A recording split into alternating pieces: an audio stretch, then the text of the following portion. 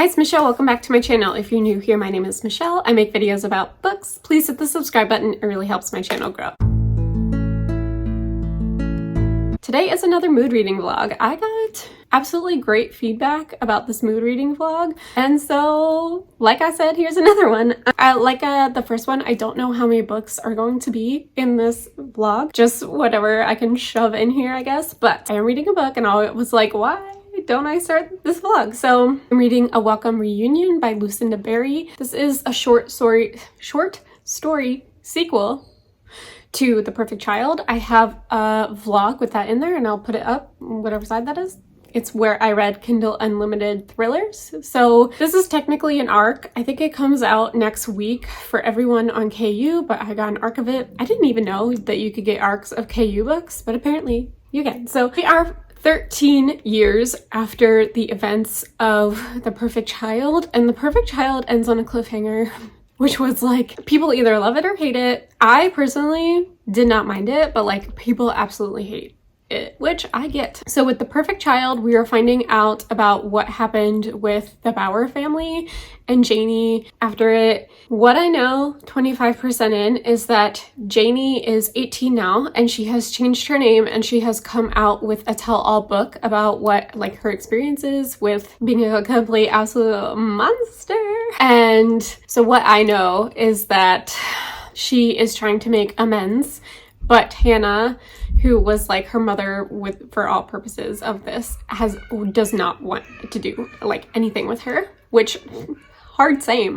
The same thing. The Bauers had a son after they adopted Janie, and the reason they got rid of Janie, besides her like killing people and stuff, is to protect Cole.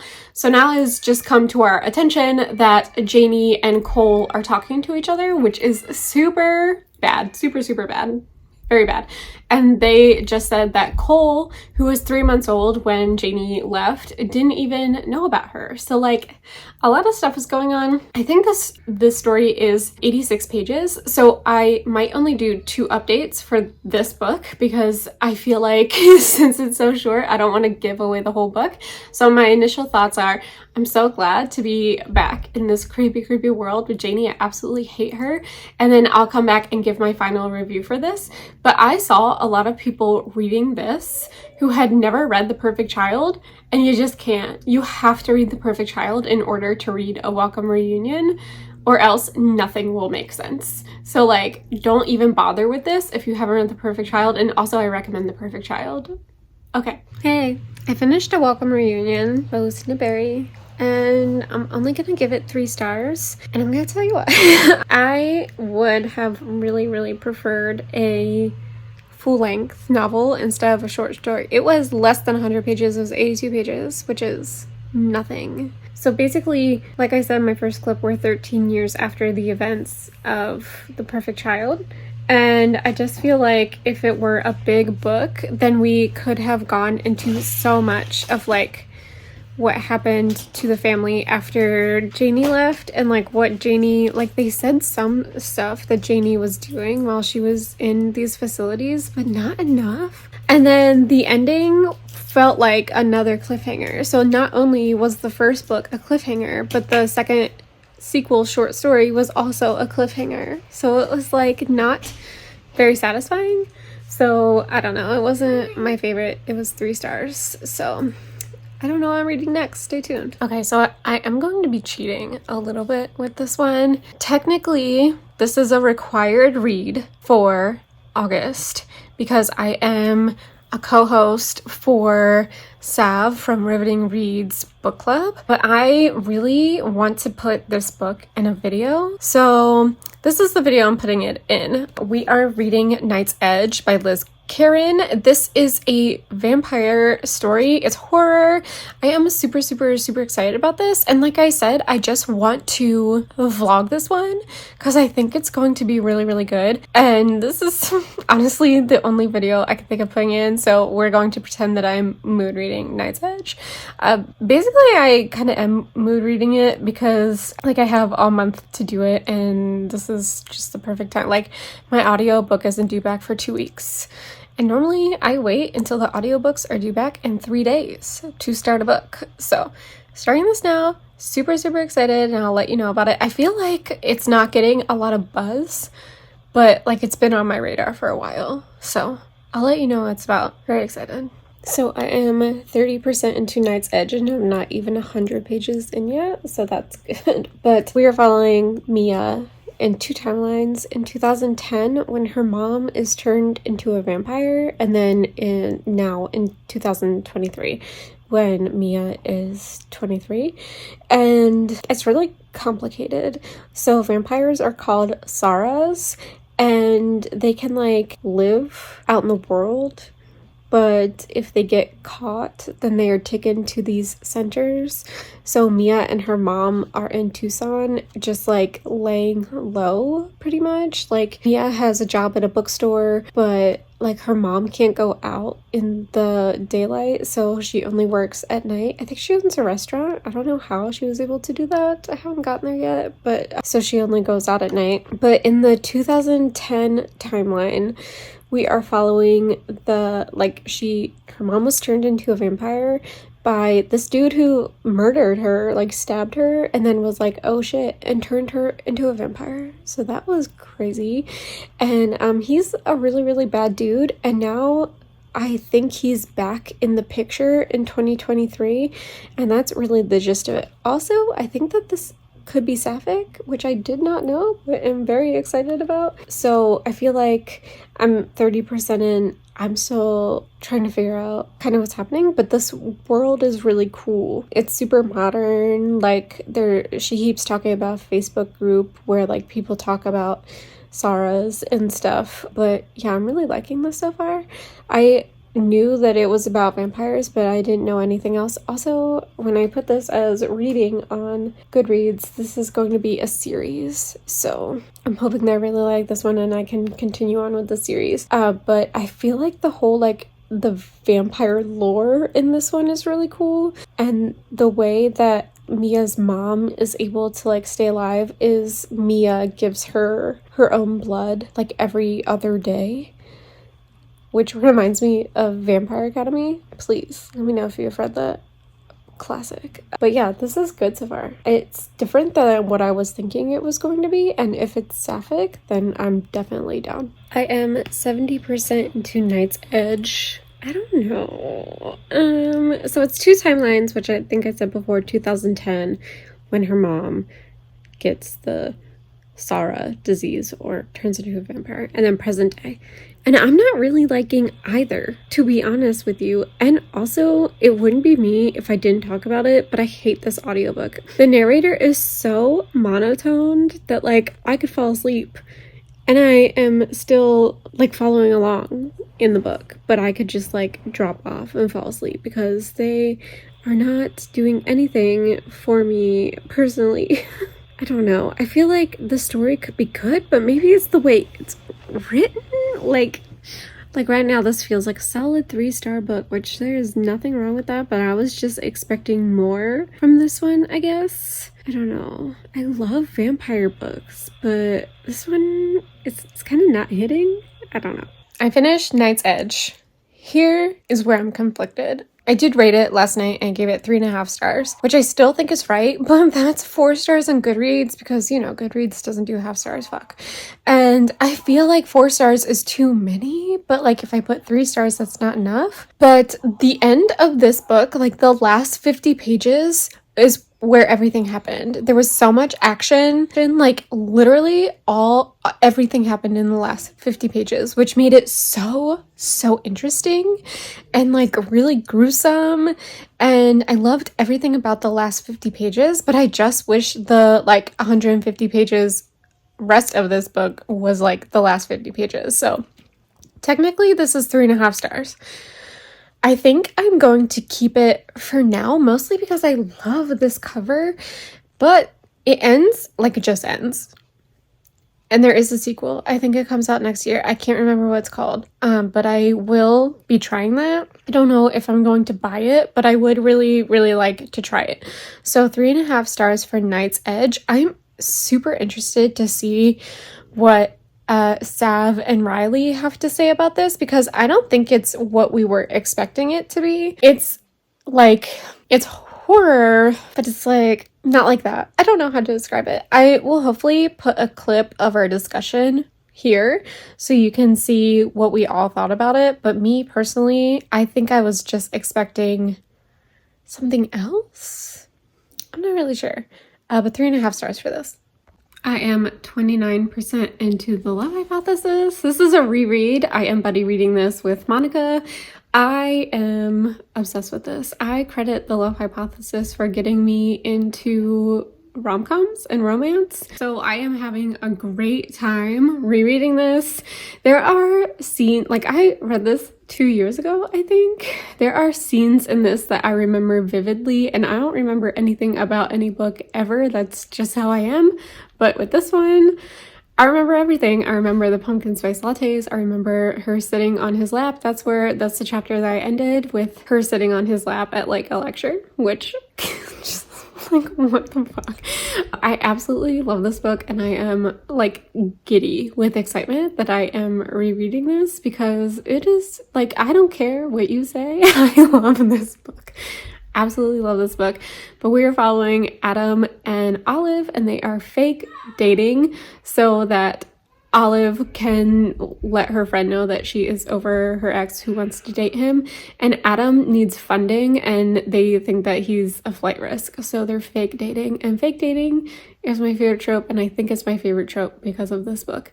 So I'm so excited to be rereading this. I just like I'm literally giddy. When Monica was like, do you want to start this? I like laughed. I'm so excited. I made it to 69%. I feel like Allie Hazelwood will be really proud of me. It is the chapter right before they do it. With the infamous, he puts her whole boob in his mouth, which still I don't understand. And I'm not good at science, but they are good at science, and I still think that is scientifically not correct. Either way, I'm absolutely loving this. I'm still really giddy. Also, I got to the part with Tom, the other scientist, and I forgot the stuff that he said to her was absolutely awful. Like, it was so harsh. And I think because the first time I read it physically, I don't know, but like this time listening to it was just like a gut punch. Ugh, Tom is the absolute worst, but this book is the absolute best. I'm having such a great time. I love this book so much. I love this book. I finished The Love Hypothesis. What am I here doing? Hold on. I finished The Love Hypothesis. Absolutely obsessed with this. Like, it's just as good the second time, if not better, because I listened to the audiobook this time and the narrator was really, really good. And just absolutely obsessed with it. Like, is it great literature? No. But it's one of the best rom-coms I've ever read personally. So like, just absolutely obsessed with this. I recently read Love Theoretically, which is Allie Hazelwood's, I think it's the end of her STEMinist books, and Olive and Adam make an appearance. That is not a spoiler. She literally talks about it. They talk about getting married in Joshua Tree, and Joshua Tree was brought up in The Love Hypothesis. So the fact that Allie Hazelwood just like brought everything full circle in Love Theoretically, absolutely love that for me. I love The Love Hypothesis. I just think it's a great rom-com. So 5 stars again. So I picked this up because it is one of my most anticipated of the entire year. From Elizabeth Acevedo to the cover to from it being her adult debut, whatever. I love The Poet X and Clap When You Land, and I have not read When the Fire Burns on High, whatever that is. However, I only made it 15% into this before I DNF. Oh, yeah. So, let me explain. So, Elizabeth Acevedo narrates this, and I did not like it. I liked when she did Clap When You Land and The Poet X because it was in prose, and I feel like that really worked, but I really don't like when authors narrate their own books. And I did not like this. I did not like it. I didn't like it. Second, we're following a family, and I was having a hard time with the prose. I'm gonna be quite honest with you, and I'm just gonna say I don't think I was smart enough for this book, which is fine. I never once said that I was smart. So, I did talk to Lexi about it, and she DNF'd it 25% in, so she made it farther than me. But I knew 31 pages in, I didn't like it. So I made it 54 pages before DNFing it. So that's that on that. DNF this, and which really sucks because it was my most anticipated, one of my most anticipated of the year. I would like to try Elizabeth Acevedo Adult again, but I wouldn't buy it. I'm not gonna buy it. Absolutely not. I am reading the book of the most precious substance by Sarah Gran. I am buddy reading this with Katrina from Katrina Brown. She messaged me and she was like, I know you got this. I saw your book haul. Do you want buddy read this? And I was like, absolutely, because I don't know when else I'm gonna pick this up. This is my first Sarah Gran. This book is wild. So the original plan was to read 6 chapters a day because there's 30 chapters, but then chapter 6 was so fucking sad that we decided to go to chapter 10. So I'm going to read you the back and I'm going to talk about it. A mysterious book promises unlimited power and unrivaled sexual pleasure. If book dealer Lily Albrecht can find it, it's the sale of a lifetime and maybe a ticket to a new life. So we start off and Lily is super down on her luck. She lives in New York and she is a bookseller, like rare books, precious books, all these stuff. And then she has one of her friends, another dealer, come up to her and was like, have you ever heard of the book of the most precious substance? And she was like, no, I don't know what you're talking about. And he was like, if you could find it and sell it, it's worth like $1 million. So she's been asking her other bookseller friends about this, and we have just gotten the story of this book. And only 3 of these books were ever printed. Not even printed, they were handwritten books. And apparently it's like a sexual occult book. They went into much more detail than what I'm giving you, but it was a lot. And this book mentioned an author whose name I can't remember, but I didn't think anything of it. And Katrina told me that the dude is a real person and he wrote sexual occult books. So I learned something new today. She showed me his picture.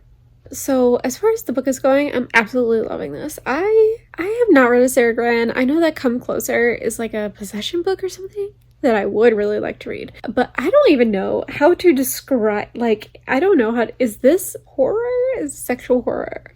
Is that a thing? And I don't know. But I am liking this way more than I thought I would. And let me talk to you about chapter 6 because it's literally 17% or 27%, 17 or 20. Her husband has early onset Alzheimer's. It was literally the saddest chapter. Like, I read that chapter and then I had to go pick up Rowan, and it's a pretty long drive, and the whole drive I was thinking about that chapter and just like what it did to him and what it did to her. It was very upsetting, and I did not see it coming because like she doesn't mention it until chapter 6, and it just like for me came out of nowhere. It was very sad, but I did not know what to expect with this book at all. I knew nothing. I went in completely blind, but I'm really liking it. I think I'm 68% into the book of the most precious, I'm trying to read this backwards, substance. Okay. I'm not going to lie to you. This took me a long time to read today because I am reading it physically just with my eyeballs. I don't have anything. And I read over 100 pages, and normally I just read 100 pages, like even with an audiobook. So the struggle was real today. But I am this is so fucking, like, how do I describe this? Like, it's a mystery. They're trying to find this book, and there's a ton of traveling, and the book is worth so much money. And she's like with this guy who she likes, and they're working together, but like me and Katrina were talking, and they're like they're going to rip each other apart trying to get all this money. What I will say is that this writing is like, this concept is so good. Like, as someone who loves books and collects books, and I have a few rare books in my collection, not in here, but in a different room. I love this concept of people being so nerdy about a special book. Now, I personally would not be into this occult sex book, but like I understand wanting to have something so rare like that in the book world. Anyway, this book is good. It's so fucking weird, and I love weird books. So this is really working for me, even though it took me so long to read today. I finished the Book of the Most Precious Substance. This is definitely the weirdest book I've read so far this year. I can't tell you what happens at the end because it's a big spoiler, but there was a good resolution, and then the last chapter happened and it was incredibly sad again, like chapter 6. And I usually don't remember anything about chapters, but the fact that I remember the sad chapter was chapter 6 says a lot. I ended up giving this 4.5 stars, which is 5 stars on Goodreads. I could be persuaded to put it down to 4 because I felt like the writing was a little lacking, but like normally I don't really care about that stuff. So I don't know. I know Katrina gave it 4 stars, and she pretty much said the same thing, that it was super weird, but she said that she wished there was more horror. And I can agree with her. So 4.5 stars for this. I will be keeping it. This is, like I said, the weirdest book I've read so far this year. Okay, so I started this last night after I DNF'd Family Lore. This is the UK version. This is the last book I got off Book Depository before it shut down. Sad. I absolutely love this cover. I'm over 100 pages in. That's 3% or something. I've only read 2 chapters. The chapters are so long, and also normally I would say anything up to like 25% is fair game, but this is Katrina Ward and she is the exception to the rule. So I am going to read the back of this and talk a little bit about it that's not spoilery. I literally have no idea where this is going. I have no idea. Okay. In a cottage overlooking the sea, Wilder Harlow begins the last book he will ever write. It is the story of his childhood companions and a killer who stalked the small town where they spent their summers, of a horror that followed Wilder through the decades, and of Skye, Wilder's one-time friend, who stole his unfinished memoir and turned it into a lurid bestseller, The Sound and the Dagger. Okay, so I haven't gotten that far yet. So that's good to know. I don't know what this book is about. So I have read 2 chapters of Wilder's memoir, and he is staying at a cottage that his deceased uncle owned in Maine. And there was talks that there was a serial killer, and the first summer he's there, he makes these 2 friends, Harper and Nat, and they get really close, and his dad decides to keep the cottage. So the second chapter is him coming back the next summer, and they are still like a tight group, but the serial killer is back. They weren't there the first summer that Wilder was there, but now he's back. In the second chapter, you find out who the serial killer is, and some sad and also gross things happen all at once. That is where I am. I did not know about the stealing of the memoir. This book, I like it. But I always go into, and by always, I mean I've read 2 and like a quarter because I still am unsure about Little Eve. But I have gone into Katrina Ward knowing that it's going to be slow, but there's probably going to be a really good payoff. So in my opinion, this is a little slow. Like the first chapter was very long and very, very slow. But that second chapter was very good, and now it's starting to get really good. In my opinion, you just have to be patient because she's going to tell you exactly everything that's happening, and then it'll be worth it. So I am liking this so far. I am 71% into Looking Glass Sound. It's not like I almost DNF'd it. I'm 71% in, and I could still possibly DNF this because without getting too spoilery, the way the story is told is that you're being told the same story over and over and over again. So the first 2 very, very long chapters, I have reread in the past 40% several times. And that is not working for me. It is like very repetitive, very boring, very like it's not working for me. And literally the only reason I'm hanging on to this last 29% is because I have loved Sundial and The Last House on Needless Street, and Katrina Ward is like known for her endings, but like I kinda at this point think that this is not going to deliver, and I might have to unhaul it. So I'm gonna finish this tomorrow and I'll let you know. But like right now, I'm not digging this. Let's talk about this book. So I finished it and I was really